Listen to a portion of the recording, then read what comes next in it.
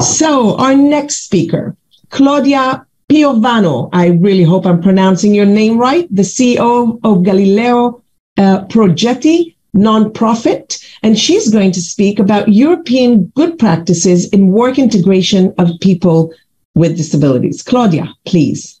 Thank you. First of all, I'm really honored to be part of this great event. And I prepared a very small PPT. Maybe it will be more easy to follow.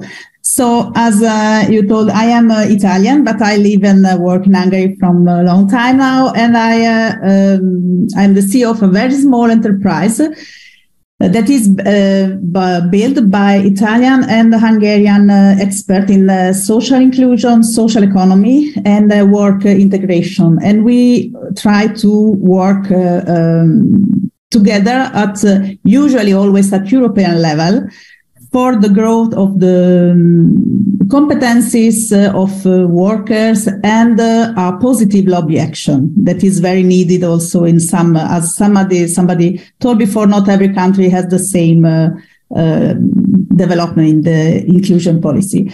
So we refer a lot to the European Commission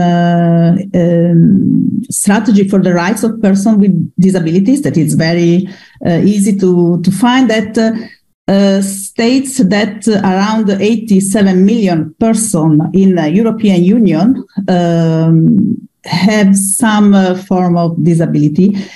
And also states that the goal is far to be achieved of the full inclusion, because if now we want to talk mostly about work inclusion, we can see that 50% of persons with disability has unemployment compared to 75% of people without disability. So we have a 25% of gap that is very, very high. And as also the colleagues told before, also the rate of people with disability that has a tertiary degree is not enough, the better. And the goals of the strategy, of course, are not only about the work, but a decent work, a decent salary. That is also a very important thing, because sometimes it's possible for people with disability to have a job, but not really paid as for people that are not facing the disability. And the job and the work and, of course, the education are the main, the key point for a total full inclusion in the society, and also to exercise all the rights. In the framework with referring with the European strategy, we, and I say we because our company, together with other 6 companies from 6 European countries, we decide to study and research about the strategy and methodologies and the tools that, and of course the normative that is very important, as someone asked before in the chat, for that we have in our countries for the right and the inclusion of the people with disability in education, housing, and work mainly. And there are our partners from Italy, Portugal, Serbia, Hungary, France, Wallonia, Belgium, and Ireland. And it's very important I really appreciate this connection, because we realize that to connect it's absolutely very, very important to develop. Mostly for the country that, as Hungary, are not enough developed yet. So I decided to present to you a very interesting project that is Italian, and the name is Vita Adulta Indipendente, that's independent adult life. That is a project that I think is really interesting, because it's a project that is successful because a lot of different partners at local level cooperates for the success of the initiative. And this is a project for the work and inclusion of people with disability that is promoted by 15 municipalities in the urban area of Florence. And it's mainly targeted to people with mental illness or cognitive more than physical, because they are more in a more difficult situation in Italy, at least, for have to get a workplace. And it is important that refer to what you was talking before, that the law and the regulation are extremely important for the success of such initiative. In Italy, there are two rules, the two normatives that are very important. The first one is the law 104 that assess or define which kind of disability are supported by the state or by the regions for the work inclusion. And the second very important law is the law 68, that is the law for help and support the right of to work of people with disabilities. And the beneficiaries are two different groups. One are the people facing disability that must have a certain level of disability assessed by the state, and that has the right to be helped and supported in find a work opportunity. And the other are the companies. Companies, as also in Israel, the law states that every company must hire people with disability when they have 15 workers. So every 15 workers, the company must employ one person that is included in the, we can say, list of workers with disability. If not, they are sanctioned. And unfortunately, the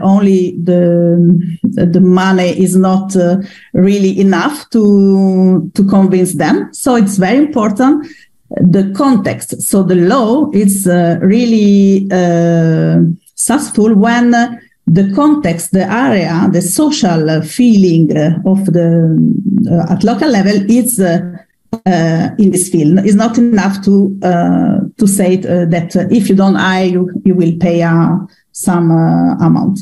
So very, very short, the VI project is a project that is the target group are young people, we can say from 16 to 35 years. It is important because the contact with these young people start during the school time. So when they are in training in the vet schools and they are people with medium or high level of disability, mental, cognitive, intellectual disability. So the first contact is between the schools, the social services of the town, the city, and the tutor of private social cooperatives. In this kind is the ARCA Social Cooperatives, is a very big social company in Florence.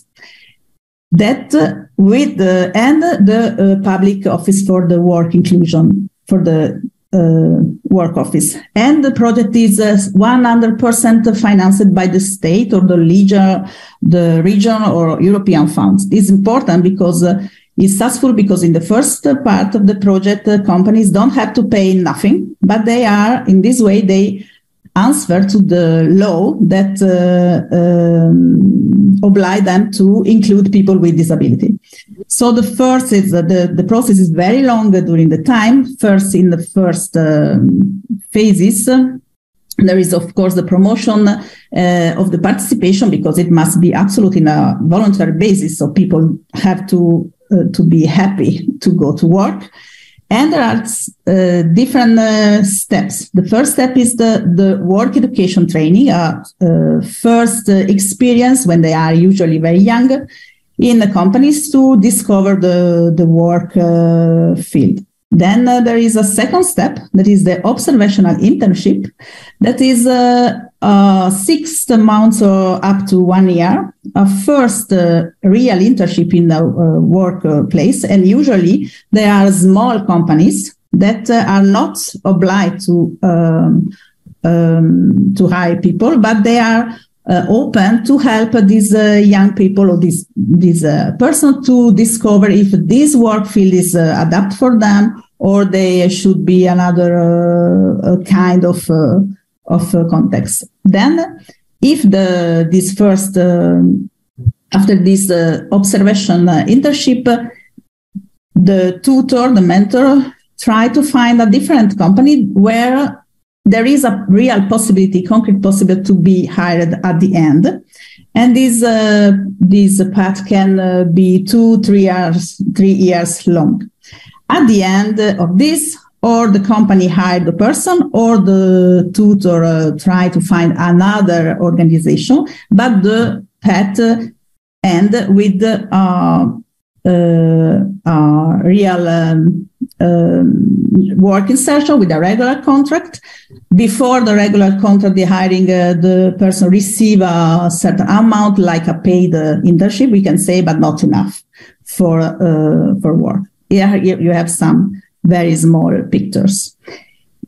And just to close, this kind of project, of course, this is a project for people that has a really cannot find a work alone, and there is really in need to be monitored. And what is really important is that the mentor, tutor person, that the job coach, that have to work in parallel with the person to help the person to develop the competencies, the transversal skill and work skill, and also to work with the company, because the companies has to also to modify their view and their thinking about to be inclusive. Sometimes it's not only the idea, but not only the physical spaces, but real the colleagues' attitude. And so I want to flag how is important that the work inclusion, in case of really the person cannot achieve alone the result, must be monitored and helped during a long time. So it needs a lot of financial support, of course, but if the society is more open to this, also the success is higher. Thank you very much for that. No doubt the human factor here plays a very important role.